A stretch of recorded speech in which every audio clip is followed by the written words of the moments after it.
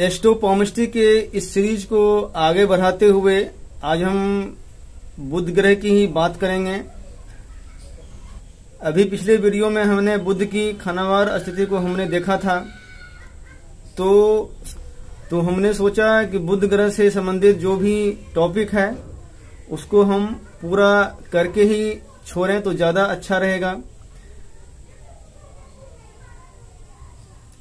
आज हम बात करेंगे कि जब जमकुंडली में बुध ग्रह अलग थलग रहता है, किसी भी ग्रह के साथ नहीं हो, तो उसके क्या रिजल्ट हो सकते हैं, उसकी आज हम चर्चा करेंगे। और साथ ही इसकी क्या पहचान होती है हथेली से, और कुंडली में इनका जो ग्रह स्थिति किस तरह से हम देख सकते हैं कि वह कुंडली में जो बुध ग्रह है वह बिल्कुल ही अलग थलग है, अकेला है, तो उस पर भी हम फोकस करेंगे।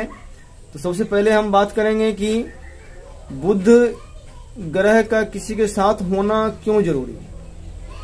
क्योंकि बुध एक ऐसा ग्रह है, क्योंकि ग्रहों के जो राजकुमार बुध हैं, यह एक ऐसा ग्रह है जो जिस किसी भी ग्रह के साथ होता है तो वह उसी का जो स्वभाव होता है, नेचर होता है, गुण होता है, वह उसको ले लेता है और उसी के जैसा जो उनका जो रिजल्ट है वह जातक को मिलता है।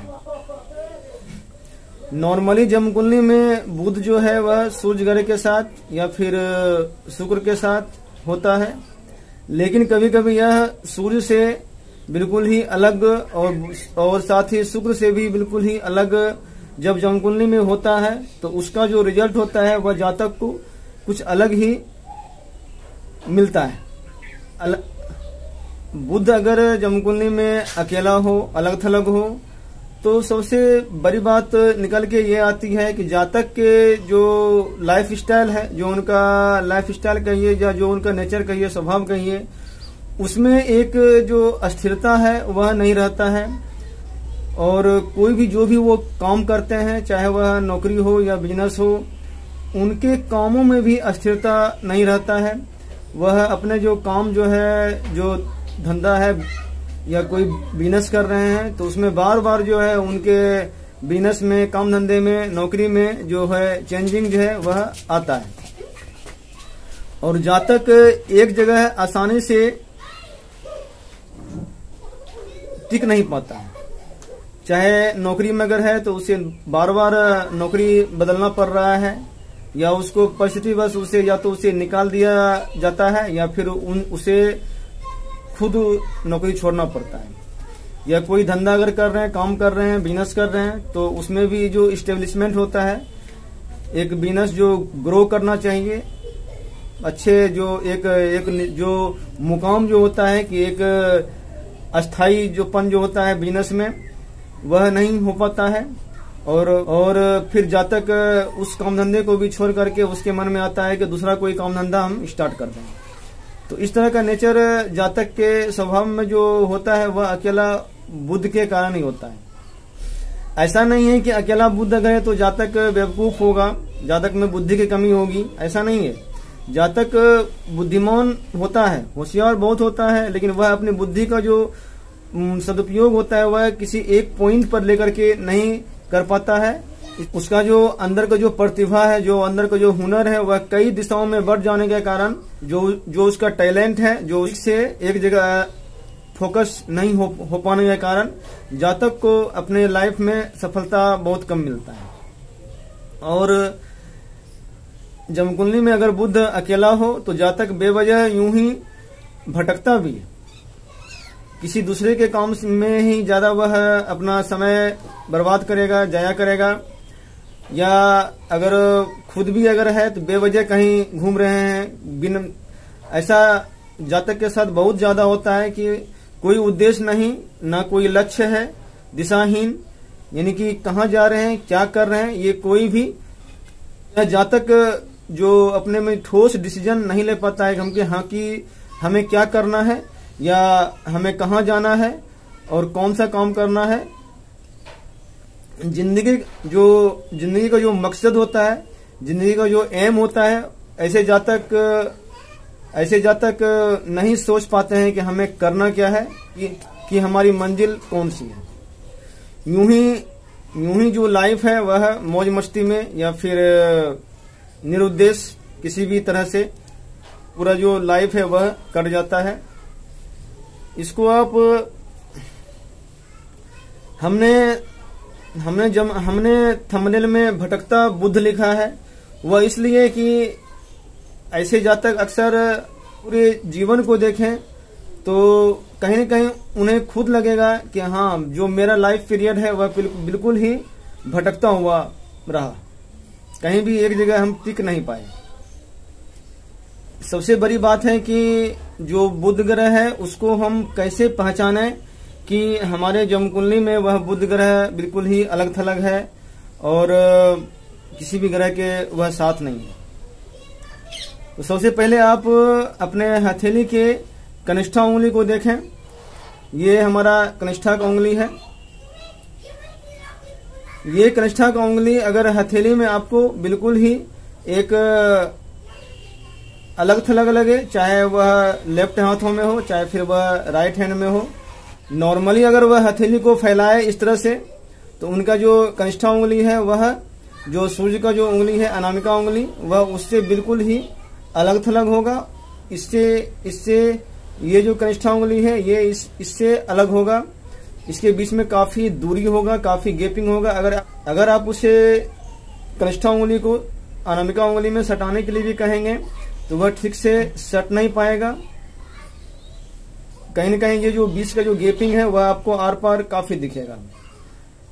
ऐसे बहुत सारे एग्जाम्पल हैं जो कि आपको हम पिक्चर के माध्यम से हम बता रहे हैं। यह हथेली में आपको इस तरह से दिखेगा, ये तीनों उंगली से बिल्कुल अलग इस तरह से। अगर इस तरह का अगर दिखे तो समझ जाएं कि ये जो बुध ग्रह है जन्मकुंडली में बिल्कुल ही अकेला है, इसके साथ में कोई भी ग्रह नहीं है।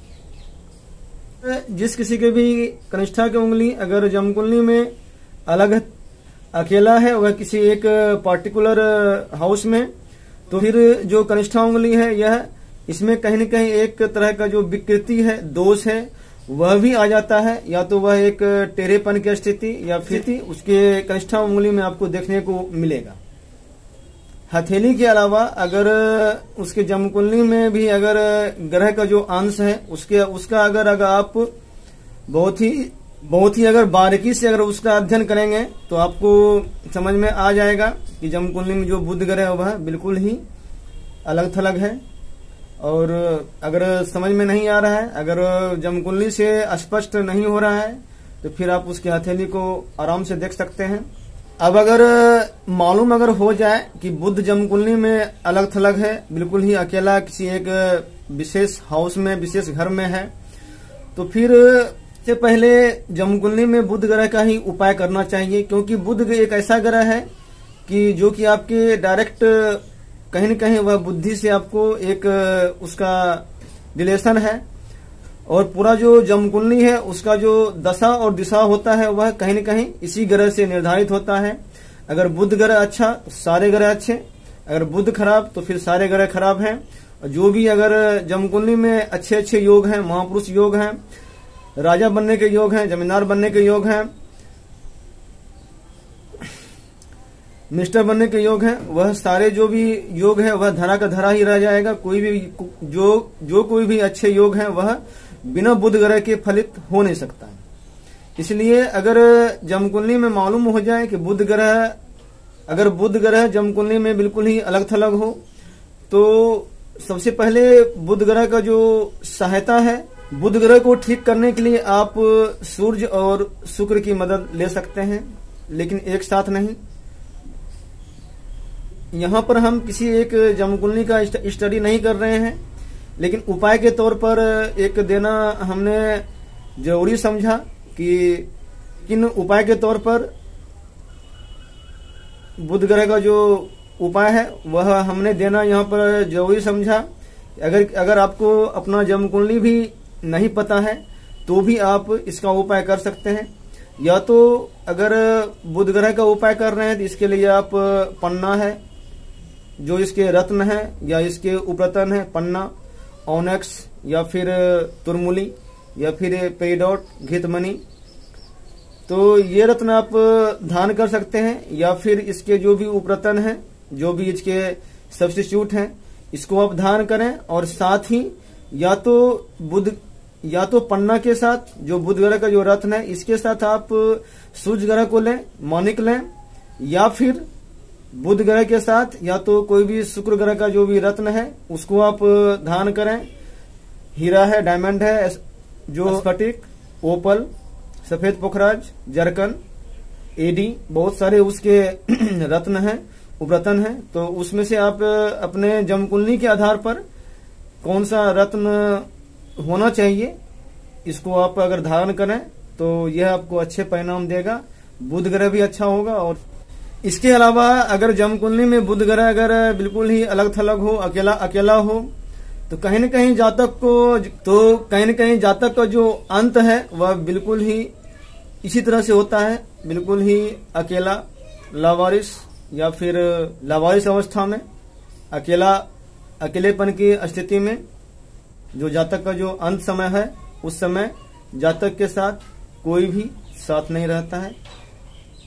इसलिए ऐसे जातक को जहां तक हो कफन का दान करते रहना चाहिए, या कोई भी मृत जानवर है उसका जो अंतिम संस्कार है उसको जहां तक हो वह अपने हाथों से अगर करे।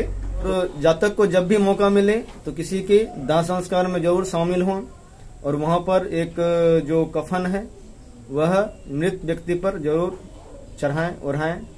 तो ऐसा करने से जातक को बहुत ही अच्छे परिणाम मिलेंगे।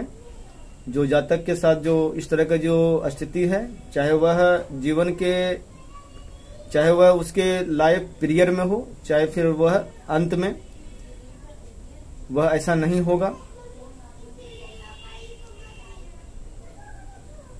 इसके बाद हम बुध के तोते का भेद से संबंधित एक वीडियो लेके आएंगे, जिसमें कि ग्रहों के स्थिति के आधार पर हम जानेंगे कि हमारे जन्म कुंडली में बुध ग्रह कैसा है, वह किस तरह का रिजल्ट दे रहा है। बुध ग्रह सूर्य के जैसा रिजल्ट दे रहा है, या शनि के जैसा रिजल्ट दे रहा है, या फिर वह राहु के जैसा है, या फिर वह केतु के जैसा है। वह जिस भी ग्रह के जैसा रिजल्ट दे रहा होगा उस तरह के परिणाम ही आपको, और साथ ही अगर उसी ग्रह के साथ भी अगर जन्म कुंडली में है तो फिर उसके परफेक्ट रिजल्ट आपको उस ग्रह के साथ जो कॉम्बिनेशन है, युति है, वैसा आपको मिलेगा। और जो लाइफ में जो फलित है उसको आपको देखने को मिलेगा। तो बहुत बहुत धन्यवाद वीडियो देखने के लिए।